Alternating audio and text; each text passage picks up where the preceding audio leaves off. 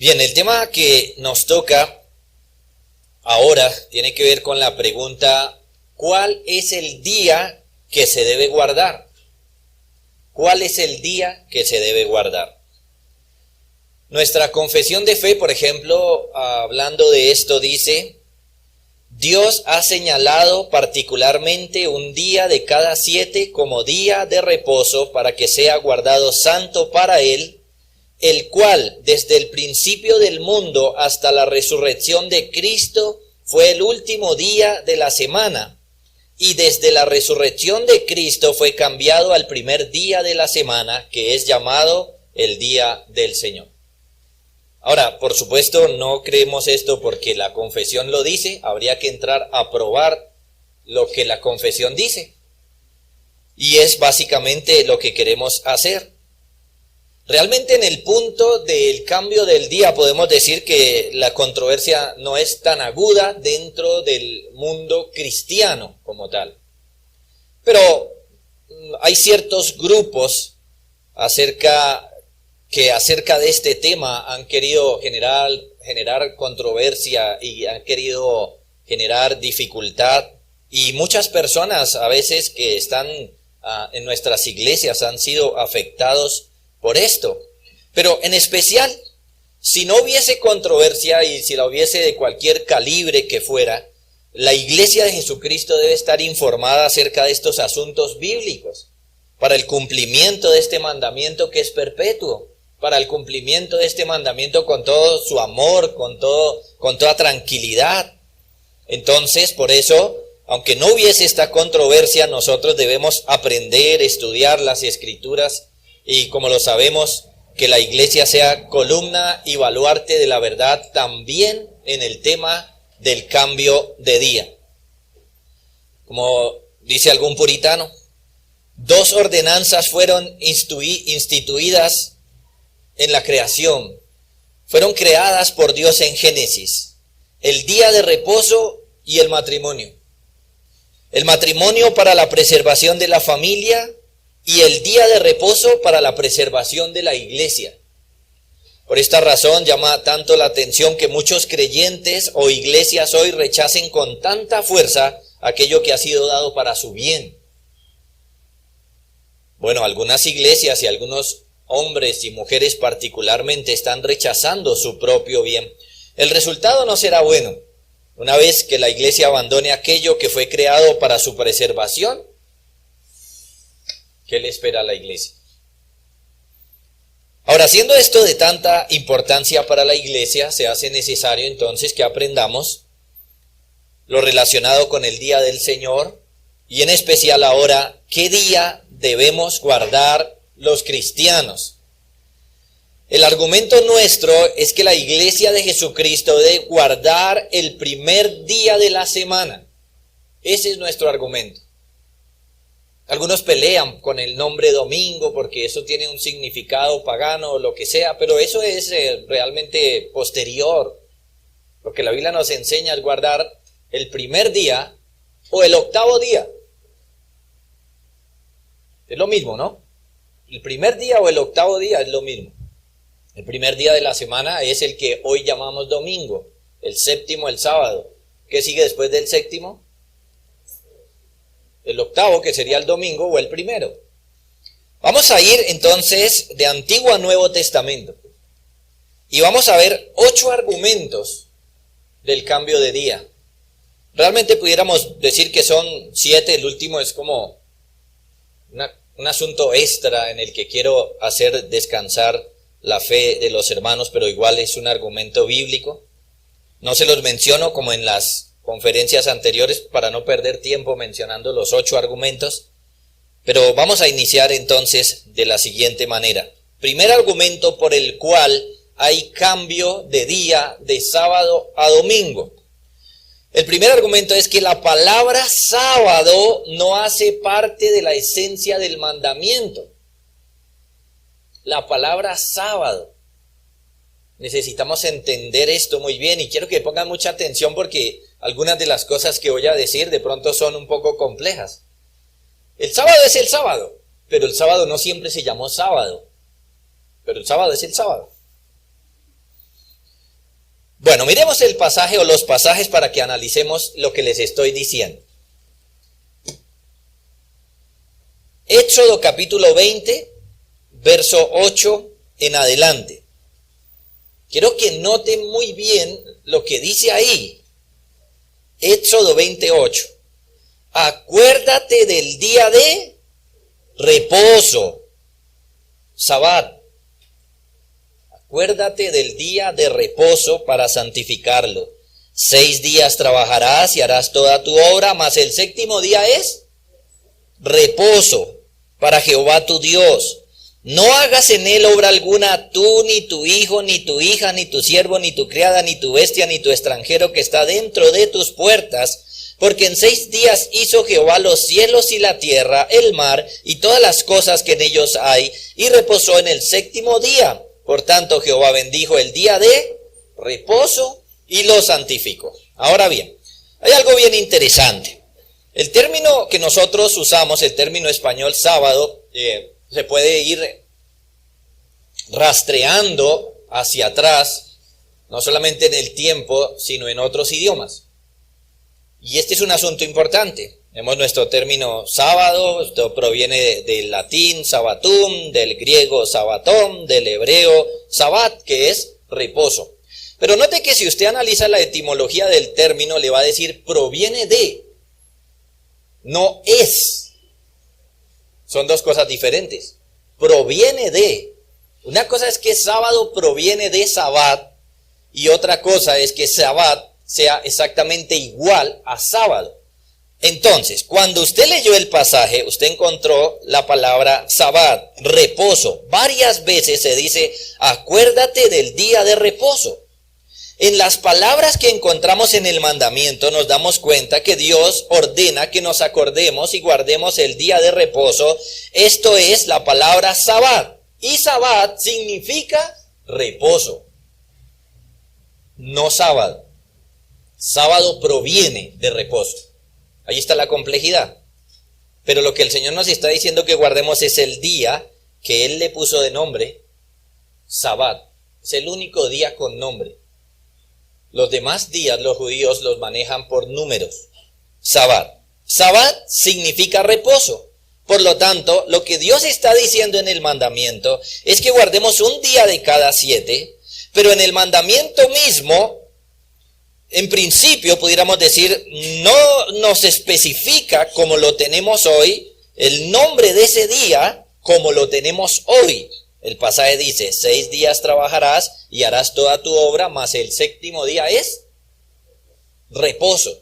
De esa manera Él le está poniendo nombre a ese día. Esa es la esencia del mandato, es decir, que la palabra sábado no hace parte de la esencia del mandato. Y esto es muy importante que lo entendamos para el cambio de día. Ahora miren, una nota de aclaración. Algunas Biblias y versiones de la Biblia traducen, por ejemplo, como la Reina Valera del 95, acuérdate del sábado para santificarlo. Uno dice sí y no. Porque el día de reposo se le ha puesto por nombre sábado. Pero ponerle sábado y cambiar la palabra reposo por sábado no es lo mismo. Realmente ahí se está moldeando de una manera equivocada la mente de las personas y hace precisamente que algunos piensen que no puede haber cambio de día. Porque si la palabra que aparece ahí es sábado, entonces no podría haber cambio de día. Pero no es sábado, es reposo. Es reposo. La palabra que aparece en el hebreo, acuérdate del sabbat. Sabbat significa reposo, no de inmediato sábado. Más adelante, note, se le da el nombre al día como sábado, por tanto, una cosa es sabbat y otra cosa sería sábado. En una mala traducción, entonces, pudiera darse la idea de que se coloca el sábado, también perdiendo la idea de lo que el Señor quiere decir que es reposar. Ahora, note que hay algo bien interesante, y es que debemos ir no tanto al nombre de día en primer lugar como tal, sino al verbo, cesar. Cesar. Eso fue lo que nos dijo el Señor en Génesis, cuando habló de que nuestro Señor terminó de crear y reposó. cesó. El verbo cesar, paró sus labores. Así que el asunto es que no aparece la palabra sábado como tal, como esencia del mandamiento. Hay que guardar el día de reposo, que en el Antiguo Testamento era el séptimo día y que luego llegó a llamarse sábado, pero que la palabra sábado no hace parte de la esencia del mandamiento. En Génesis 2:1, por ejemplo, dice: fueron pues acabados los cielos y la tierra y todo el ejército de ellos, y acabó Dios en el día séptimo la obra que hizo, y reposó el día séptimo de toda la obra que hizo, y bendijo Dios al día séptimo y lo santificó, porque en él reposó de toda la obra que había hecho en la creación. ¿Cómo se llamaba ese día ahí? El día séptimo, no tenía nombre. Ahora, a ese día se le va a llamar sábado, pero aquí no se llama sábado. Aquí no, ni siquiera existen esos nombres. Claro, nosotros los podemos usar porque obviamente para explicar mejor. Por ejemplo, el pastor César ahorita decía que ellos fueron creados el viernes. Sí, eso es cierto. Pero en ese tiempo no se llamaba viernes. ¿Fue cuándo? Sexto día. Pudiera ser que no pasa nada, pero sí pasa mucho. Notemos que en este pasaje el Señor descansó el séptimo día y lo bendijo y lo santificó, pero de alguna manera no está resaltando tanto la importancia del nombre, sino la importancia que fue el séptimo. Después de 6 días de trabajo, reposó el séptimo ese día. En 6 días creó Dios y en el séptimo reposó, igual que el mandamiento dice: 6 días trabajarás y harás toda tu obra, pero el séptimo día reposarás. Porque en ese tiempo, y en especial los judíos, no le tenían nombre a los días, sino números. En otras palabras, la Biblia no dice, por ejemplo, y llamó Dios a la luz día y a las tinieblas noche, y fue la tarde y la mañana del lunes. Así no dice. Después se llamó lunes. Pero fue, más bien, ¿qué dice? El primer día, el día primero. ¿Llamó Dios a la expansión cielos y fue la tarde y la mañana el día martes? No. Fue realmente el segundo día. Después se llamó martes. Pero es interesante entender que después se le llamó martes. No que el Señor le llamó martes, o que la Biblia le llamó martes, o algo así. No existía, es más, podemos entender que en ese tiempo ni existían los días, ¿no? Dios los está también creando, ha creado los días, ha creado el tiempo, el espacio, todo. Hasta ahora Dios está creando y por lo tanto los días no tenían nombre. Los judíos no le tenían nombre a los días. Al único que le pusieron nombre fue al séptimo día, porque fue en el que Dios descansó, y el nombre que le pusieron fue Sabbat, que significa reposo. Los demás días se conocían por número, el primero, el décimo. Por ejemplo, usted escuchando esto, va y lea la Biblia una vez más y se dará cuenta que siempre le va a decir el octavo día, a los 20 días, a los 5 días, pero nunca le va a decir el lunes, el miércoles, el jueves de tal mes, porque ni siquiera ellos le habían puesto nombre a los días. Al único que se le puso nombre fue al séptimo, y el nombre es Sabbat, que significa reposo. Eso es lo que significa. Los demás días se conocieron entonces por número. En algunas áreas, por ejemplo, como alguna parte de la matemática, se dice que el orden de los factores no altera el resultado. Aquí sí. Porque si decimos que la palabra sábado hace parte de la esencia del mandamiento, entonces sí estamos pensando que lo que el Señor mandó fue: descansen ese día, el sábado. Pero lo que Él está diciendo es: 6 días trabajarás, harás toda tu obra, y el séptimo será reposo. Ahora, Él mostró con su ejemplo cuál era. Este es el séptimo, dijo, y a ese luego se le vino y se le puso nombre. Por esta razón, más adelante, se podía cambiar el día. Esta es una razón por la cual se puede cambiar el día, porque no se estaría violando el mandamiento si 6 días se trabaja y el séptimo se descansa. Los judíos debían trabajar 6 días y descansar el séptimo. Ahora, si Dios hace algo hoy, para cambiar el día, pues 6 días se trabaja y el séptimo se descansa. Ahora, lo que sí debemos decir es que Dios da el mandato y aparte Dios dice cuál es el día. Dos cosas.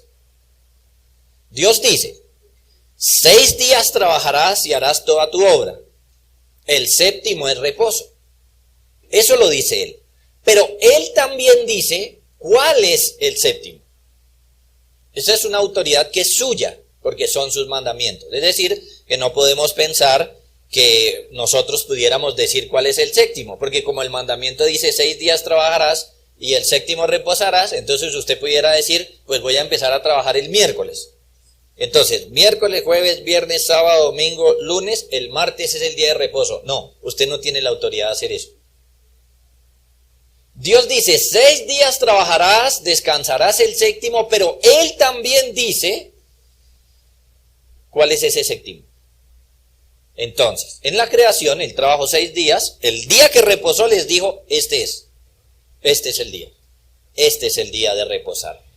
Pero como Él mismo iba a cambiar el día, entonces no puso en la esencia del mandamiento esto, sino que dejó la idea. 6 días trabajarás, harás toda tu obra, el séptimo reposarás, y básicamente es como si Él dijera, yo les digo cuál es el séptimo. Así que por eso leíamos en la confesión de fe, nuestros antepasados bautistas decían que el día de reposo fue desde la creación del mundo hasta la resurrección del Señor Jesús, el séptimo día. Pero de la resurrección del Señor hasta el fin, el primer día de la semana. Ahora, entonces, Dios es el que lo establece. Dios nos dice entonces cómo es el mandamiento, cuáles días trabajar, cuál día descansar, y Él mismo muestra entonces en el Antiguo Testamento que fue el séptimo. Pero en el Nuevo Testamento Él mismo nos va a mostrar que es el primero. Vamos para allá, vamos avanzando. Pero como les dije, vamos de Antiguo a Nuevo Testamento. Entonces hasta ahora estamos en Génesis. Segundo argumento. Dios preparó el camino para el cambio de día. Ya en el mandamiento podemos decir que ahí estaba preparando el camino. Sin embargo, vamos a analizarlo mejor. Una vez más, Éxodo 28. Acuérdate del día de reposo para santificarlo. 6 días trabajarás y harás toda tu obra, mas el séptimo día de reposo para Jehová, tu Dios. Ahí lo tenemos. El Señor nos llama aquí a recordar el día de reposo para santificarlo. Y como dijimos, nos llama a pensar en lo que ellos llamaron el día de reposo. Eso es lo que ellos tienen en mente. Están pensando en el Sabbat. Están pensando en este reposo. Éxodo, cuando Dios nos da el mandamiento, entonces nos dice que es el séptimo día y que ese día se le llama Sabbat. Después de 6 días de trabajo, debían reposar. Y ahí nos está dando una idea bien interesante. No solamente está diciendo, o sea, por ejemplo, el Señor no se esforzó solamente por decir cuál era el día, sino, como nos decía el pastor César hace un momento, Él estaba organizando la semana. Él estaba creando, por ejemplo, la semana. 6 días trabajarás y harás toda tu obra. La idea es que después de 6 días de trabajo, hubiese uno de descanso. La idea de que el Señor nos plantee esto y nos coloque esto, nos muestra que está preparando el camino para el cambio de la antigua dispensación ahora. ¿Por qué? Porque igual ahora se pueden trabajar 6 días y descansar el séptimo. Se puede estar haciendo exactamente lo mismo. Esto es que el Señor dejó el camino libre porque hoy los que están guardando, o el mundo cristiano que está guardando el día del Señor, no está violando para nada el mandamiento. Entonces veámoslo aquí. Salmo 118, verso 22 al 24. Este es un pasaje que luego se cita más adelante también. Y nos va a mostrar cómo el Señor está señalando otro día. Salmo 118, 22. La piedra que desecharon los edificadores ha venido a ser cabeza del ángulo. De parte de Jehová es esto, y es cosa maravillosa a nuestros ojos. Este es el día que hizo Jehová, nos gozaremos y alegraremos en él. Cuando usted lee este salmo, advierte que es un salmo profético. Nos está hablando de lo que pasaría en futuro cuando se dijo el salmo. Nos habla de Cristo, nos habla de su obra. ¿Quién es la piedra que desecharon los edificadores? Y otra pregunta, ¿no? ¿Quién es él y cuándo vino a ser entonces cabeza del ángulo? ¿Cuándo? ¿Cuándo ocurrió eso? ¿Cuándo ocurrió lo que dice aquí? La piedra que desecharon los edificadores ha venido a ser cabeza del ángulo. Bien, esa es la pregunta. Sabemos, entendemos que cuando el Señor vino, muchos no creyeron en él, lo rechazaron, lo mataron. Pero luego Pedro en el Nuevo Testamento nos habla de este salmo. En 1 de Pedro 2:6 y dice: por lo cual también contiene la Escritura, he aquí pongo en Sión la principal piedra del ángulo, escogida, preciosa, el que creyere en él no será avergonzado. Para vosotros, pues, los que creéis, él es precioso, pero para los que no creen, la piedra que desecharon, y ahí lo cita, los edificadores, ha venido a ser cabeza del ángulo y piedra de tropiezo y roca que hace caer, porque tropiezan en la palabra, siendo desobedientes, a lo cual también fueron destinados. Cristo es esa piedra de la que se hablaba en el Salmo. Y cuando Él vence o en su victoria, Él viene a ser cabeza del ángulo. La pregunta es, ¿cuándo pasó eso? ¿Cuándo Cristo vino a ser cabeza del ángulo? ¿O cuándo Cristo venció? La respuesta a eso es cuando resucitó. Ese es el día de su victoria. Ese día vino a ser cabeza del ángulo. ¿Qué dice el Salmo 118, verso 24? Este es el día que hizo Jehová, nos gozaremos y alegraremos en él. ¿Cuál día? El primer día de la semana. El primer día de la semana. Sabemos que él resucitó el domingo temprano en la mañana. Aunque después se llamó domingo, ¿no? Él resucitó el primer día, en la mañana. El primer día de la semana, Cristo el Señor resucitó de los muertos y nos está diciendo el Salmo, este es el día que hizo Jehová. Nos gozaremos y alegraremos en él. Es muy importante este pasaje, porque usted puede darse cuenta cómo el Señor está de alguna manera preparando el camino para que sea cambiado el día. Otro pasaje que podemos citar es Jeremías 31:31 en adelante.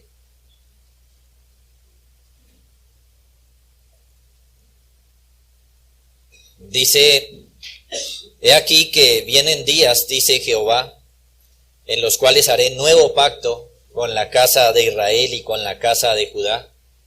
No como el pacto que hice con sus padres el día que tomé su mano para sacarlos de la tierra de Egipto. Ahora, note que claramente se habla aquí de un nuevo pacto y un mejorado pacto para con nosotros. Es el nuevo pacto en su sangre. Y dice, porque ellos invalidaron mi pacto, aunque fui yo un marido para ellos, dice Jehová. Pero este es el pacto que haré con la casa de Israel después de aquellos días, dice Jehová. Daré mi ley en su mente y la escribiré en su corazón, y yo seré a ellos por Dios, y ellos me serán por pueblo, y no enseñará más ninguno a su prójimo, ni ninguno a su hermano, diciendo, conoce a Jehová, porque todos me conocerán, desde el más pequeño de ellos hasta el más grande, dice Jehová, porque perdonaré la maldad de ellos y no me acordaré de sus pecados. En estos días estuvimos hablando de algo importante, y es que los judíos tenían un paquete de leyes, ¿recuerdan? El Señor les dio unas leyes que incluían leyes ceremoniales, leyes civil y ley moral. Ellos tenían estas leyes, Dios se lo dio como algo importante, con las cuales hizo pacto con ellos. Hizo pacto con ellos. Ahora viene el tema del cambio del pacto. Los judíos invalidaron el pacto, así que ahora se habla de un nuevo pacto. Y se nos habla de un nuevo pacto que no es para la nación judía meramente, sino para todos los que crean en él, para todos los pueblos, naciones y lenguas, como lo dice la Escritura. Así que muchas de las cosas que tenían ellos como judíos, no las debemos tener nosotros porque no somos judíos, sino cristianos. Ahora bien, recuerden, hablando de las muchas leyes que ellos podían tener, aparte de la ley moral, Pablo dice en Colosenses 2:16, nadie os juzgue en comida o en bebida, en cuanto a días de fiesta, luna nueva o días de reposo. Esto nos está hablando de sus leyes civiles y ceremoniales que, como lo dijimos muchas veces, están mezcladas allí. Cuando dice días de reposo, no se refiere al día de reposo, sino a días de reposo que ellos tenían en sus fiestas. Claramente, entonces Pablo aquí, junto con Jeremías que acabamos de leer, nos muestra que estamos hablando de un nuevo pacto. Ese antiguo pacto terminó, ese antiguo pacto fue abolido y el Señor viene a hacer un nuevo pacto ahora con su pueblo. Pero cuando hablamos de su pueblo, no nos referimos al pueblo de Israel meramente, sino en términos de la misma Biblia, judíos y griegos, judíos y gentiles. Ahora, Jeremías dice que Dios escribiría su ley en nuestros corazones, lo que significa que la ley moral no se ha abrogado, no se ha invalidado, está vigente. Y recuerden, la ley dice que hay que guardar un día de cada 7. Pero como estamos en un nuevo pacto y mejor, Dios preparó el camino para que no nos confundamos con el judaísmo. Cosa que muchos quieren hacer hoy, por ejemplo, al enseñarnos que debemos seguir guardando las fiestas judías, por ejemplo, entre otras cosas. El Señor nos ha dado un nuevo pacto y mejorado, así que Dios está preparando el camino de esta manera para que nosotros entremos en un nuevo pacto y un pacto que se extiende de manera universal. No es un pacto para un solo pueblo como el antiguo, es un pacto que se extiende de manera universal. Así que ahora que estamos en este nuevo pacto, guardamos un día de cada 7, pero ya no es el 7º, ahora es el primero. Y lo hacemos precisamente porque Dios nos indicó que fuera ese, como les mostraré más adelante. Tercero, se cambia el día por la razón por la cual se da el día originalmente. Lo repito porque ahí hay un juego de palabras. Se cambia el día por la razón por la cual se da el día originalmente. Es decir, ¿qué señala el reposo? ¿Por qué Dios mandó reposar? Es interesante que cuando aparece el mandamiento en el Antiguo Testamento nos da la razón. 2 razones nos da. ¿Por qué? Uno pudiera preguntarle a los hermanos deben saber contestar. ¿Por qué debemos guardar el día de reposo? 2 razones hay del por qué. En el Antiguo Testamento se dio el mandamiento, el cual señala 2 cosas: creación y redención. Por esas 2 cosas se debía guardar el día. Entonces, lo que estamos diciendo es que el día se cambió porque hay una nueva creación y una nueva redención. Éxodo 28, una vez más. Al principio nos da el mandamiento: acuérdate del día de reposo para santificarlo, 6 días trabajarás, harás toda tu obra. El verso 11 explica ¿por qué? Nos está dando la razón. Porque en 6 días hizo Jehová los cielos, la tierra, el mar y todo lo que en ellos hay. Entonces, preguntamos, ¿por qué hay que guardar el día de reposo?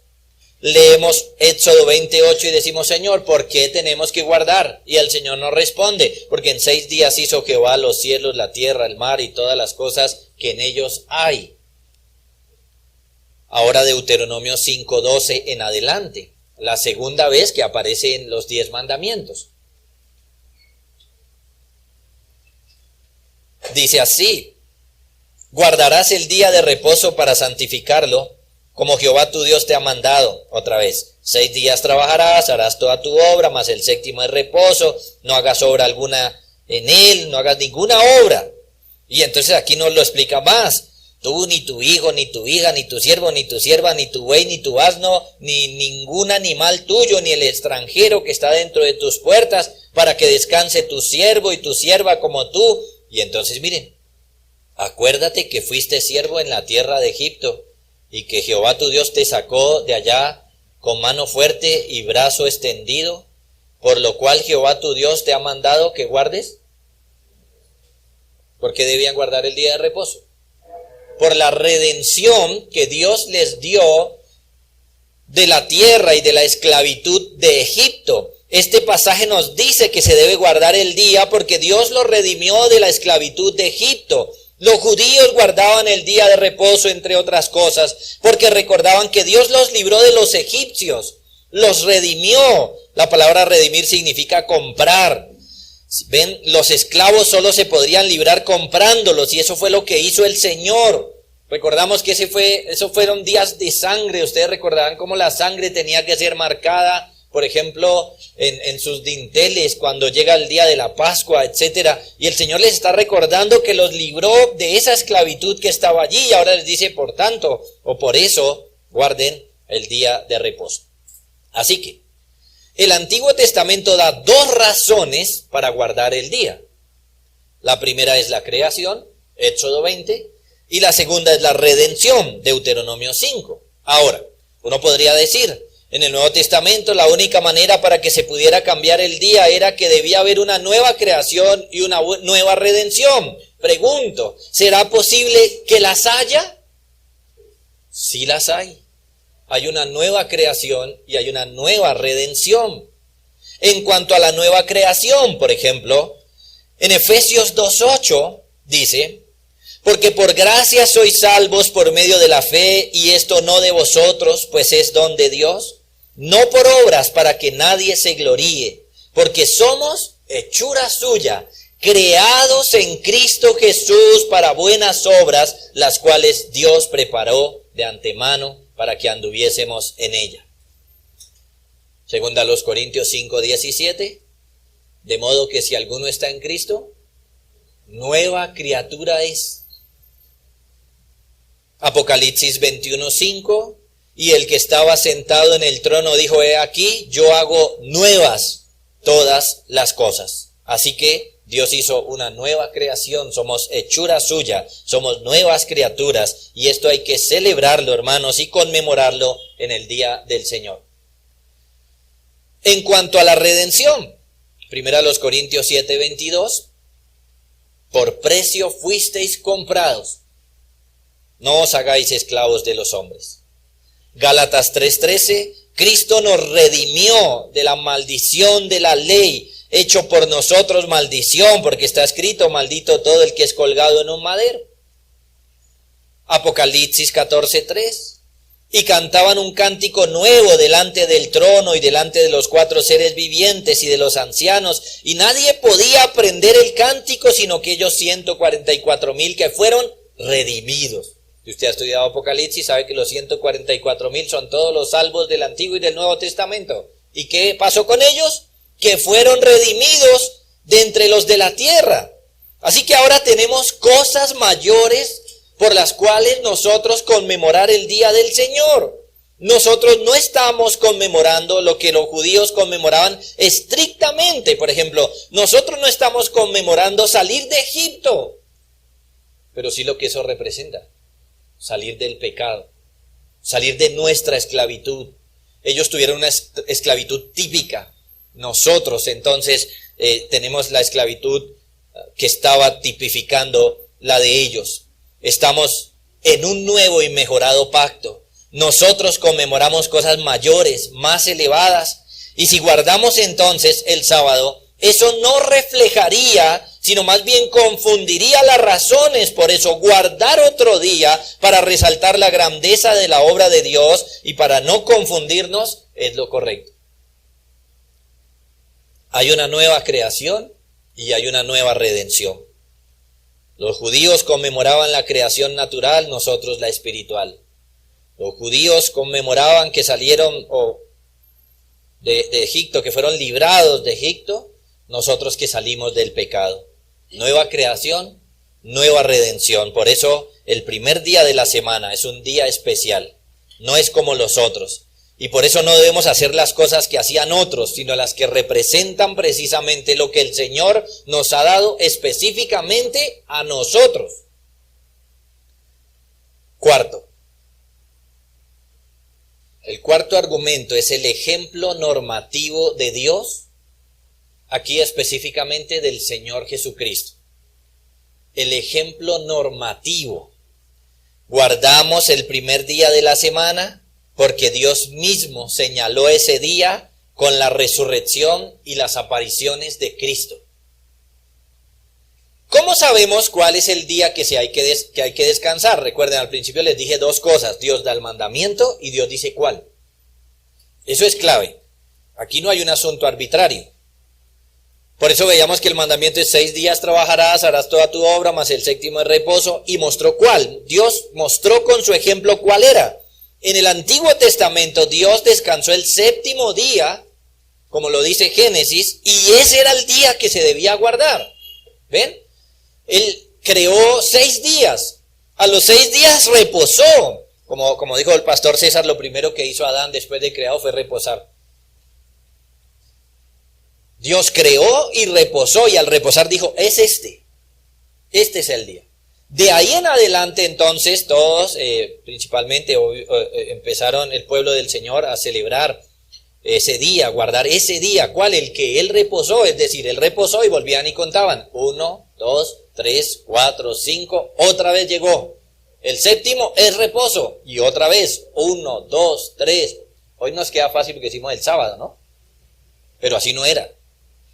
1, 2, 3, 4, 5, 6 días trabajará, el séptimo es reposo. Entonces ellos estaban reposando el séptimo, ¿sí? El séptimo. Dios dice entonces, ¿qué es lo que se debe hacer?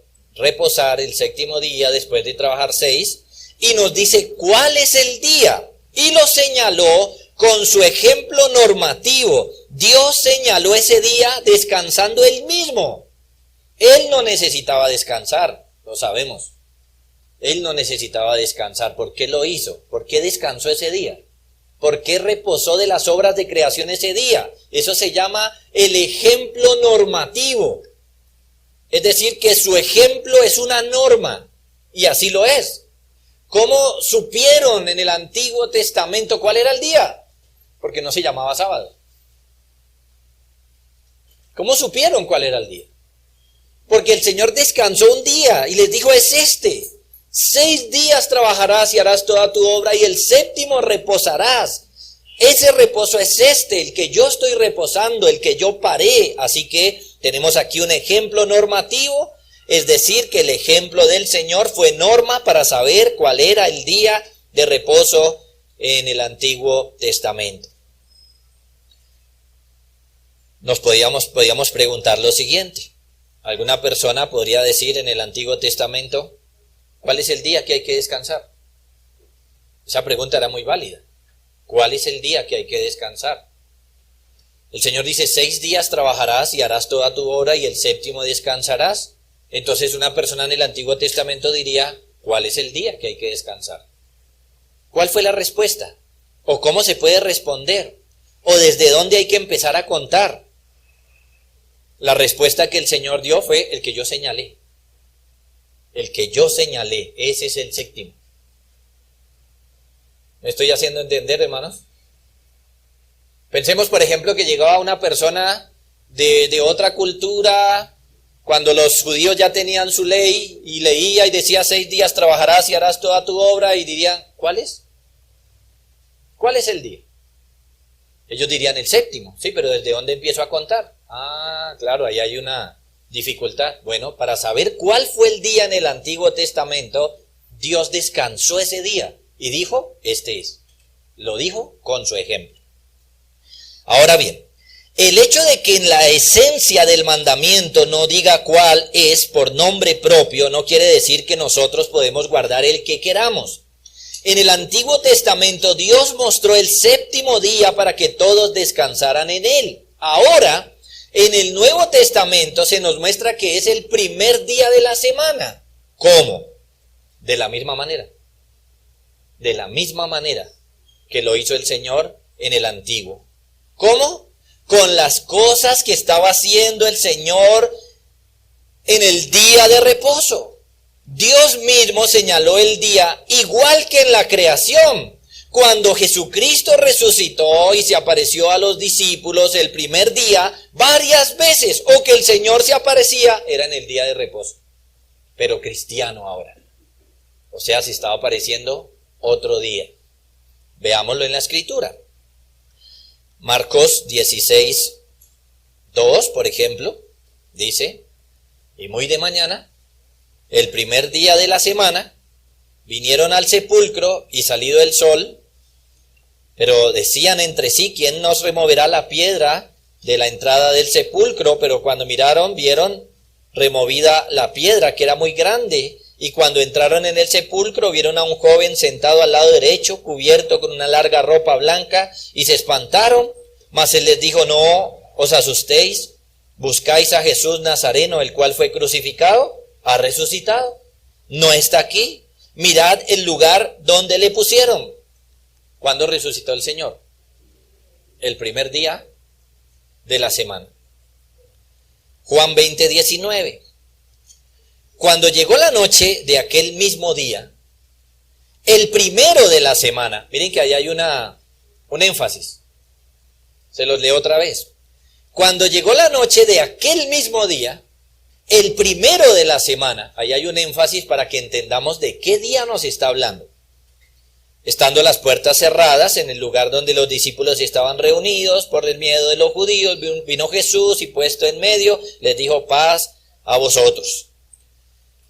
Verso 20, cuando les hubo dicho esto, les mostró las manos y el costado, y los discípulos se regocijaron viendo al Señor. Entonces Jesús les dijo otra vez: paz a vosotros, como me envió el Padre, así también os envío a vosotros. Cuando este Señor, el Señor viene y se les aparece a ellos, ¿cuándo? El primer día. Verso 24, pero Tomás, uno de los 12, llamado Dídimo, no estaba con ellos cuando Jesús vino. Le dijeron pues los otros discípulos al Señor: hemos visto. Él les dijo: si no viere en sus manos la señal de los clavos, y metiere mi dedo en el lugar de los clavos, y metiere mi mano en su costado, no creeré. Escuchen, 8 días después. ¿Cuándo es eso? Pero es interesante, por si contáramos mal, el pasaje dice 8 días después, es decir, el primer día de la otra semana, ¿cierto? Estaba otra vez sus discípulos dentro y con ellos Tomás. Llegó Jesús estando las puertas cerradas, se puso en medio, dijo: paz a vosotros. Luego le dijo a Tomás: pon aquí tu dedo, etc. El Señor se aparece otra vez, 8 días después, y según la manera de contar los judíos, es otra vez el primer día de la semana. Ahí hay algo bien interesante. Uno podría preguntar: ¿y por qué espero 8 días? ¿Por qué hasta la otra semana? ¿Por qué? Porque aquí estamos viendo otra vez el ejemplo normativo de Dios cambiando el día. Quiero que piense en algo. Si usted lee los evangelios con cuidado, nunca se señalan los días de esta forma. Dice: al otro día, o después de esto ocurrió tal cosa, después de estas cosas viajó. Pero nunca resalta los días como lo está haciendo ahora. Y la idea o el reto es: lea los evangelios y se dará cuenta que solamente usted notará que el Señor está resaltando el tema de los días aquí, el primer día. La pregunta sería: ¿por qué? ¿Cierto? Nunca está resaltando los días de esta forma, solamente dice al otro día, unos días después o algo así. Pero después de la resurrección, el primer día sí se resalta. En varias ocasiones se menciona el primer día, 8 días después, el mismo día por la tarde. ¿Por qué? Porque es importante, porque es el día que el Señor ahora está señalando con su ejemplo normativo. Recordemos, por ejemplo, lo que dice Mateo 12:8. Dice que Él es Señor del día de reposo. Ahora, unido a este mismo argumento que les estoy diciendo, va el quinto. Y es que esta es la enseñanza de la epístola a los hebreos. El cambio de día es la enseñanza de la epístola a los hebreos. Cristo reposó de sus labores el domingo. Noten, ¿cuándo reposó Dios de sus labores? El séptimo. ¿Cuándo reposó ahora Cristo de sus labores? El octavo o el primero, que es lo mismo. Ese es el argumento de Hebreos. Lo que mencioné en el punto anterior es claramente enseñado por el escritor inspirado de Hebreos. Por ejemplo, Hebreos 4:10. Usted lee allí: porque el que ha entrado en su reposo, también ha reposado de sus obras como Dios de las suyas. ¿Notan ese pasaje? Es bien interesante y es bien importante este pasaje. Miren, porque el que ha entrado en su reposo, ¿de quién estará hablando, no? ¿De quién está hablando? Es la pregunta. Está hablando de Cristo. Porque el que ha entrado en su reposo, o sea que Cristo reposó. ¿Cuándo reposó? Viene la pregunta, pero antes de decirnos cuándo, nos dice: también ha reposado de sus obras como Dios de las suyas. Es decir, que este pasaje está haciendo un paralelo entre Dios en Génesis, reposando de sus obras, y alguien que no nos menciona acá, pero que dice que el que ha entrado en su reposo. ¿Me hago entender, hermanos? Hay una comparación entre Dios en la creación y lo que esta persona está haciendo entrando en su reposo. Hay una comparación, dice: también ha reposado de sus obras como Dios de las suyas. Es un pasaje maravilloso. Es claro en el contexto que Dios entró en su reposo el séptimo día de la creación. Entonces, ¿a quién se refiere el autor aquí cuando dice: porque el que ha entrado en su reposo? ¿Quién es? ¿De quién está hablando? Bueno, si analizamos la epístola a los hebreos, nos estamos dando cuenta que la epístola a los hebreos está dando testimonio de Jesús, de Cristo. Les doy un bosquejo rápido. Hebreos capítulo 1, verso 1 al 3, habla de que Dios antes habló por los profetas, pero ahora ha hablado por su Hijo, el cual es Dios también. Verso 4 al 14, que los ángeles son ministradores de Dios, pero Cristo es mayor que ellos. Capítulo 2, verso 1 al 18, que Dios dio palabra por los ángeles y ésta fue firme, pero ahora habla por su Hijo, así que ¿cómo se escapará si se descuida una salvación tan grande? Capítulo 3, verso 1 al 6, que Moisés fue el líder en toda la casa de Dios, pero Cristo mayor sobre la iglesia, sobre la casa de Dios, mayor que Moisés. Verso 7 hasta el capítulo 4, verso 13, nos habla del reposo antiguo y el reposo nuevo. Y ahí entonces es donde nos viene hablando de Cristo, en el pasaje que leímos. Capítulo 4, verso 14 hasta el capítulo 5, verso 10, nos dice que antes habían sumos sacerdotes según Aarón, pero ahora Cristo es mayor que ellos. Que su sacerdocio es mayor, nos está diciendo. Que su sacerdocio según Melquisedec. Capítulo 5, verso 11 al 6, 20, tenemos una aplicación de lo que viene diciendo. Luego otra vez, capítulo 7, verso 1 al 28, muestra la grandeza del sacerdocio de Cristo. Capítulo 8, verso 1 hasta el 9, 22, muestra que antes había un pacto, y con un mediador, pero que ahora Cristo es mediador de un nuevo y mejor pacto. Entonces note que está hablando de Cristo, de Cristo, de Cristo. Capítulo 9, verso 23 hasta el 10, 25, muestra que antes se hacían sacrificios que no quitaban el pecado, pero que ahora el sacrificio de Cristo sí quita el pecado. Capítulo 10, verso 26 al 39, otra aplicación. Todo el capítulo 11 resalta la importancia de la fe en Cristo. Capítulo 12, verso 1 al 28, nos llama a tener los ojos en Cristo. Y el capítulo 13, una nueva aplicación. Ahora, les quise dar este bosquejo para que no haya lugar a dudas al hecho de que Hebreos está principalmente hablando de Cristo, dando testimonio de Cristo y poniendo su ministerio en alto. Eso es lo que le está haciendo el escritor de Hebreos. Y luego cuando leemos 4:10 dice: porque el que ha entrado en su reposo, también ha reposado de sus obras como Dios de las suyas. ¿Quién es de quien está hablando? De Jesús. Eso es claro. Luego otra pregunta. ¿Cuándo reposó Jesús de sus obras? ¿No? Mateo 28:1. Pasado el día de reposo, al amanecer del primer día de la semana, vinieron María Magdalena y la otra María a ver el sepulcro. ¿Y saben qué encontraron? Nada, había resucitado. ¿Cuándo reposó el Señor Jesús de sus obras? El primer día de la semana. ¿Cuándo reposó Dios de las suyas? El séptimo. Cuando Dios creó, reposó el séptimo. Pero cuando viene el Señor Jesús, y el pasaje nos lo está comparando, así como cuando el Señor Jesús viene y hace sus obras, ¿cuándo reposó? El primer día. Hebreos nos muestra un paralelo entre dos. El que entró en su reposo y descansó de sus obras, como Dios que entró en su reposo y descansó de las suyas. John Owen nos dice, una sola persona es expresada aquí, en cuyo nombre las cosas son mencionadas para mantener el paralelo. Debe ser una persona que ha entrado en su descanso y ha cesado de sus obras.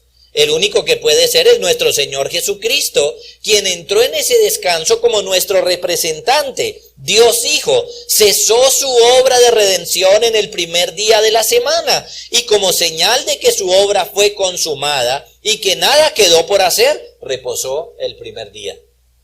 Por su ejemplo, cambió el día. Aquí hay un paralelo entre Dios en la creación y Cristo en la redención.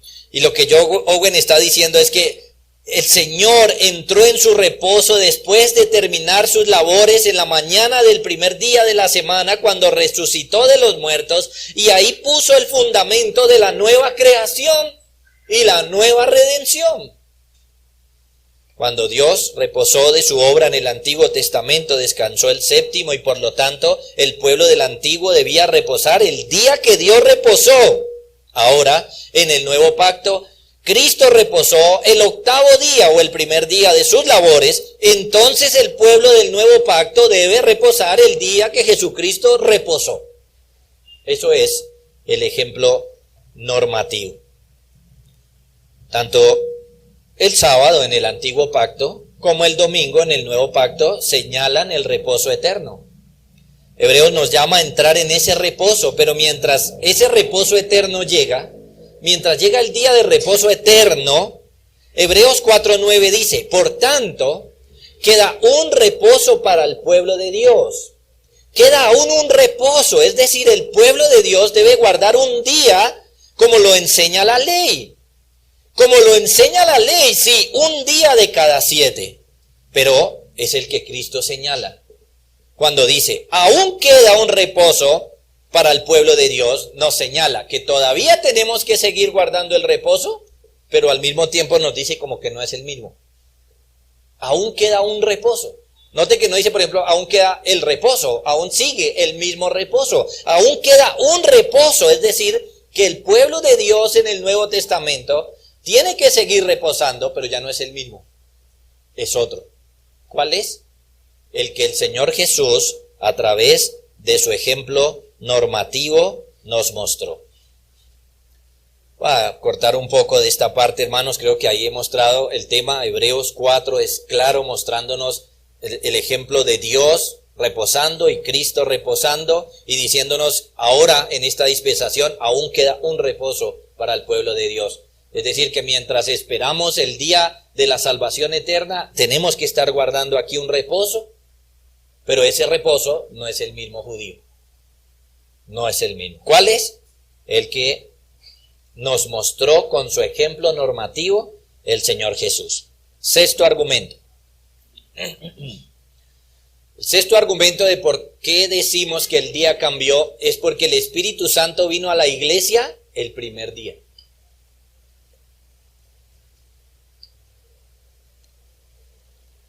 Fue el primer día de la semana en que vino el Espíritu Santo con poder sobre la iglesia. Eso está en Hechos 2:1 en adelante. Dice, cuando llegó el día de Pentecostés, ojo, esa es la palabra clave. Ese es el día clave. Cuando llegó el día de Pentecostés, Estaban todos unánime juntos, y de repente vino del cielo un estruendo como de un viento recio que soplaba, el cual llenó toda la casa donde estaban sentados, y se les aparecieron lenguas repartidas como de fuego, etc. El día de Pentecostés, dice. Esto es una fiesta judía después que pasaba la Pascua.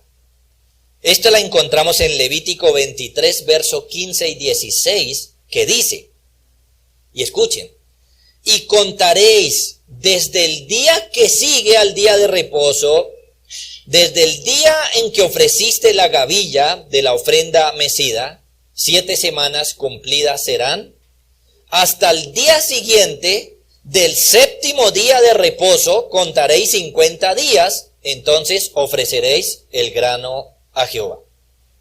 50 días, o nos dice desde cuándo, ¿cierto? La idea es 7 por 7. 7 semanas de 7 días. 7 por 7, 49, pero dice el día siguiente, ¿cierto? Si contamos de a 7, entonces estábamos hablando del día de reposo, del Antiguo Testamento, pero nos dice que es el día siguiente.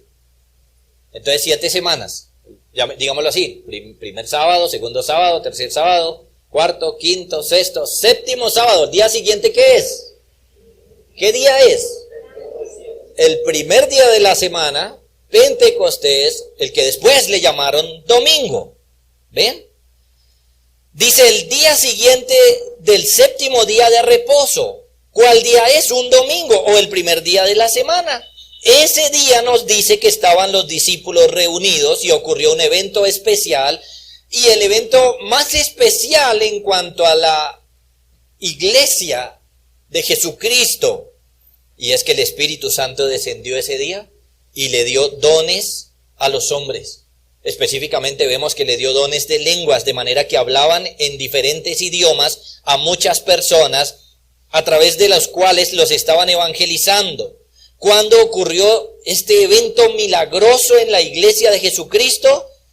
El primer día de la semana, no el 7º.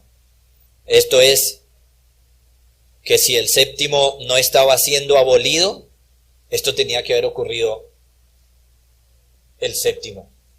Pero no ocurrió el 7º, ocurrió el primero, donde Dios está poniendo su presencia especial en medio de su pueblo. Su presencia especial ahora no viene sobre su pueblo el 7º día, sino que viene y vino el primer día de la semana, y con ella tan grandes bendiciones prometidas por el Señor Jesús después de ascender. 7º, el ejemplo de la iglesia en la Biblia. Los discípulos estuvieron en un periodo, hermanos, muy interesante, y nosotros debemos traer a nuestra mente la historia de la salvación. Porque el no entender la historia de la salvación nos hace a veces sacar conclusiones erradas. Ellos estuvieron en un momento de transición, es decir, que venía el antiguo pacto, pero se inaugura el nuevo pacto, es decir, que ellos estuvieron en antes y después. Por lo tanto, esa parte de que ellos estuvieron en el antes y el después no se aplica a nosotros. Y a veces muchos leen la Biblia con el propósito de aplicar las cosas que pasaron antes a nosotros. Nosotros estamos en el después.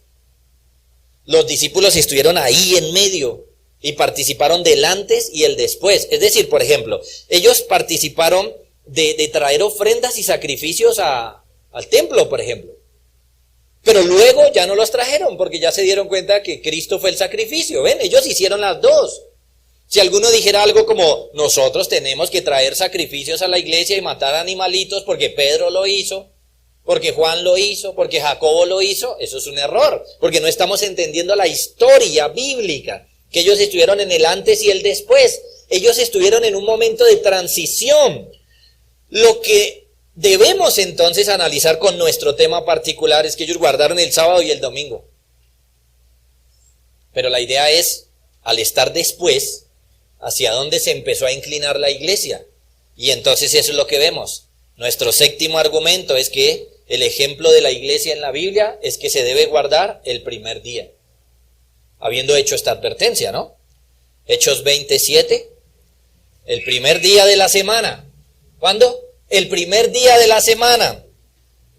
Otra vez, este es el día que se menciona de esa manera. Usted, por ejemplo, muchas veces, y puede buscarlo en la Biblia. Si el apóstol Pablo iba a viajar un martes, un miércoles, no le importa a la Biblia decírselo. Pero a la Biblia sí le interesa decirnos qué pasaba el primer día de la semana. Otra vez, el primer día de la semana, ojo, reunidos, otro tema, los discípulos, otro tema, para partir el pan, ¿no? Pablo les enseñaba, habiendo de salir al día siguiente, y alargó el discurso hasta medianoche, etcétera, y sabemos que ahí pasó algo fuerte. Partir el pan es tomar la cena. Están tomando la cena del Señor el primer día de la semana. Ahí vienen una serie de preguntas, ¿no? Porque ellos están partiendo el pan el primer día de la semana si no es el día del culto, por ejemplo. Porque sí lo es. Sí lo es. ¿Sí? ¿Cuándo se reunieron los discípulos para adorar al Señor? Específicamente aquí, para tomar la cena del Señor. ¿Cuándo? El primer día de la semana. Primera a los Corintios 16:2. Cada primer día de la semana cada uno de vosotros ponga aparte algo, según haya prosperado, guardándolo para que cuando yo llegue no se recojan entonces ofrendas. ¿Cuándo estaban recogiendo ofrendas? El primer día de la semana. Algunos que quieren argumentar en contra dicen, no, pues es que ellos ese día pues hacían la vuelta de la ofrenda. Y uno dice, pues ¿cómo van a ir a hacer la vuelta de la ofrenda un día y reunirse otro? ¿No? Como que se reunían el séptimo, se reunían el sábado, pero el domingo iban a llevar la ofrenda. No, por supuesto, nos está hablando de lo que hacían en su reunión, que ahora se hacía el primer día de la semana. ¿Cuándo se debían recoger estas ofrendas? El primer día de la semana. ¿Por qué? Porque era el día del Señor, porque era el día del culto, porque era el día en que se reunían. Los discípulos pasaron por ese periodo de transición, por eso no desconocemos que muchos pasajes nos pueden hablar, por ejemplo, que ellos estaban en la sinagoga en el día de reposo, porque están en ese momento de transición. Porque si los judíos están reunidos, por ejemplo, el día de reposo, el séptimo, en la sinagoga, Pablo, ¿para qué va a ir allá el domingo? No, pues él va al día que están y les predica. Pero la iglesia, ¿qué día empezó a guardar? Como suyo propio, el primer día. El primer día. Ellos estuvieron en esa transición. Primero se reunían el sábado, luego cambió al domingo. Ellos se reunían el primer día de la semana y todas las bendiciones de las que hablamos eran para ellos, como dice el Señor, de guardar su día. Aún el mismo apóstol Juan lo experimentó. Él estuvo sufriendo un tiempo la persecución bajo el emperador Domiciano, el cual lo desterró a la isla de Patmos, y Juan, aunque desterrado, guardaba el día del Señor. ¿Y qué pasó ese día?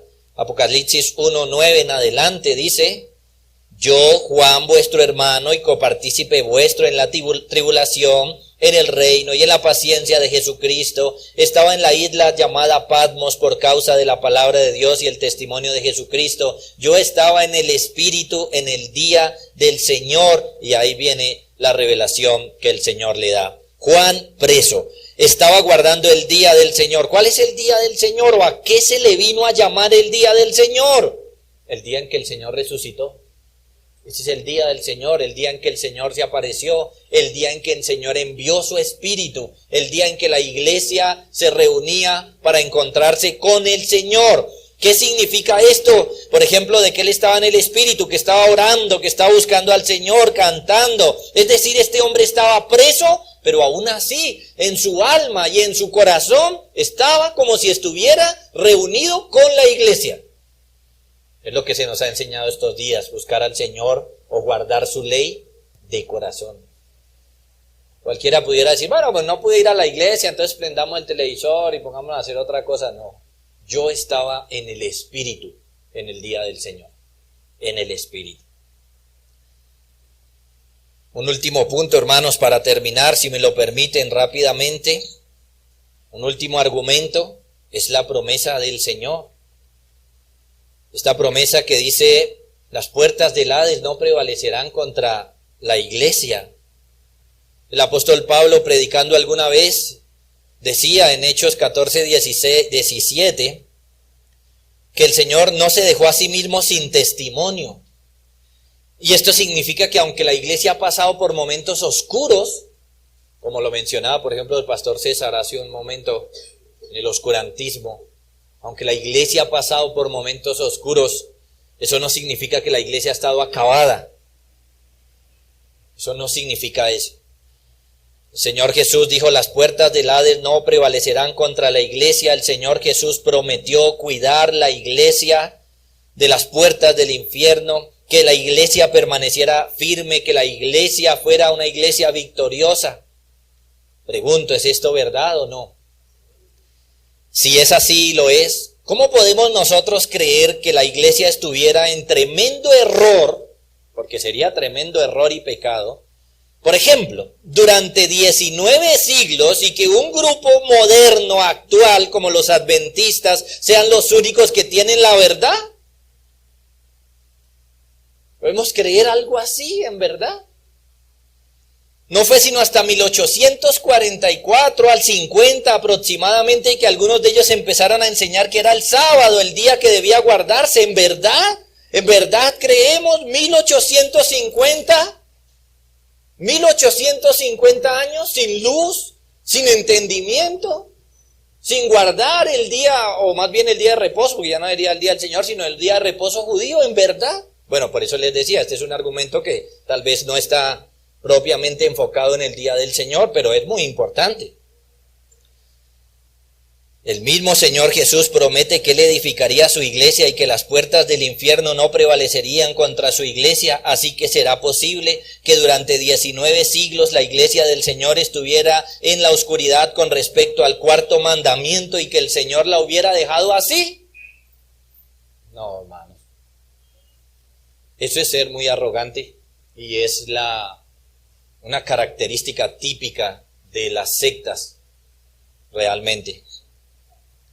Es verdad que existen y han existido falsos pastores y maestros, pero también es cierto que durante, hermanos, estos miles de años ya, el Señor Jesús ha dado verdaderos maestros a su iglesia. El Señor Jesús ha defendido su iglesia, Él la ha sustentado. En Efesios leemos que Él mismo constituyó a unos apóstoles, profetas, evangelistas y pastores maestros a fin de perfeccionar a los santos para la obra del ministerio. Así que, aunque la iglesia ha pasado por momentos difíciles, realmente duros, difíciles, también ha pasado por momentos buenos. Y la enseñanza de la iglesia ha sido que el día cambió. Y el día cambió por estos asuntos gloriosos que hemos estado mencionando en esta conferencia. Así que, hermanos, por supuesto, muchos creyentes no tienen problema con esto. Pero si de alguna manera usted viene a ser afectado por estos argumentos, miren, tenemos razones bíblicas que mostrar. Tenemos argumentos bíblicos que mostrar, siéntase tranquilo. Pero eso sí, no se sienta tranquilo si no está guardando el día del Señor. Eso sí no. No se sienta tranquilo si para usted es una carga. Si para usted es difícil, duro. Si lo es, tiene que ir en oración al Señor, para que no solamente usted lo entienda aquí, que tiene que guardarlo, sino que lo ame, que lo llame delicia, santo de Jehová. Terminamos así, hermanos, muchas gracias.